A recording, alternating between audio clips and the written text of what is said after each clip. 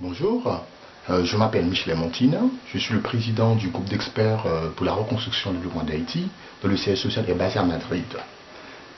La question que nous nous posons, les Haïtiens de la diaspora, comment assurer la stabilité politique et économique de notre pays?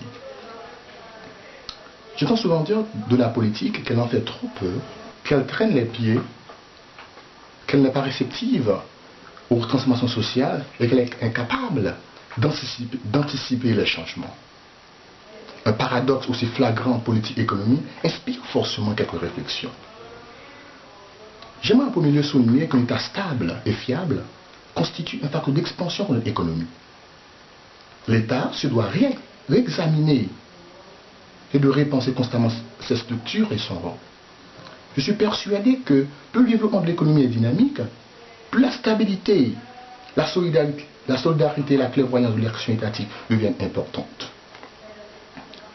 L'État doit être en mesure de garantir la stabilité pour que l'économie puisse exprimer son dynamisme. L'État et la politique doivent non pas réfléchir en termes d'agitation, de séduction, de spectacle, mais veiller au maintien d'une situation stable et à l'élaboration de solutions aussi judicieuses que possible. La stabilité n'est pas synonyme de stagnation, l'État en tant que robuste fondement d'une économie dynamique. Notre système politique en Haïti doit assurer la stabilité tout en se préparant aux défis de l'avenir. Si nous obstinons à conserver telles quelles des structures politiques qui datent du XVIIIe siècle, nous finirons par ne plus pouvoir assurer cette stabilité. Une politique qui se préoccupe davantage d'administrer le passé que de construire l'avenir ne rend service ni aux citoyens ni à l'économie.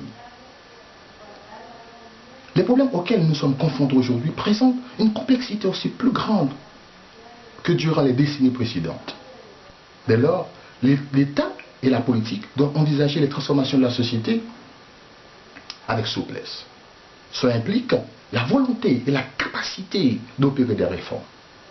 Et il faut aussi du courage pour aborder le changement. Haïti doit-elle renouveler ses institutions ou sa modalité? La réforme commence dans la tête. Pour moi, cette maxime signifie empoigner les transformations jugées nécessaires et les accompagner avec sagacité et ouverture d'esprit.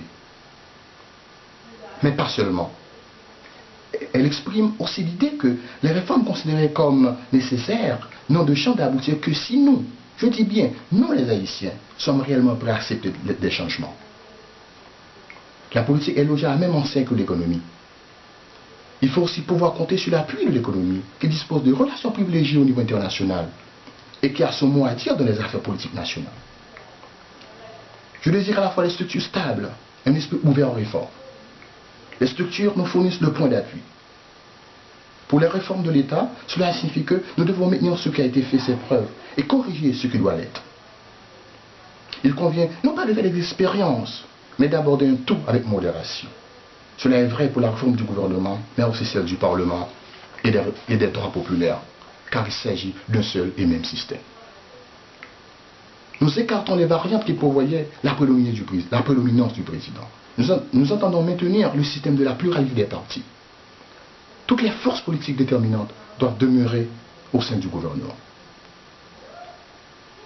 Nous devons non pas apporter des transformations radicales aux structures de décision, mais bel et bien identifier et entreprendre des réformes matérielles qui s'imposent.